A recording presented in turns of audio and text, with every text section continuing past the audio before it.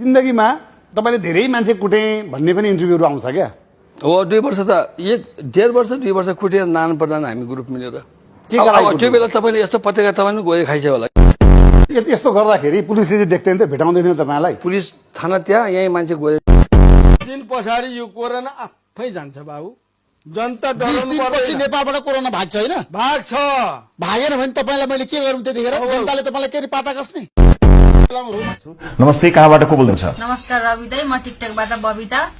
मेरो टिकटकमा कसरी like comment follow केही पनि गर्दैन कि त लाइक कमेन्ट फलो गर्न भन्दिनु पर्यो कि त म टिकटकै चलाउँछु स्वाद चाहिँ भएन चपाउने चाहिँ कसरी चपाइन्छ भने हाम्रो एउटा सेगमेन्ट छ धर्म संकट दुई जनाको नाम म लिन्छु दुई जना मध्ये एकजनाको नाम ढ्याङ्गे तपाईले छान्नु केपी ओलीलाई र प्रचण्ड नभन्नु है नेत्र विक्रम चन्द विप्लव कि बाबुराम भट्टराई बालम दाई दाई चाहिँ सबै तपाईको दाई नै रहेछन् है म त दाई नै हो नि केपी दाई प्रचण्ड दाई शेरबहादुर दाई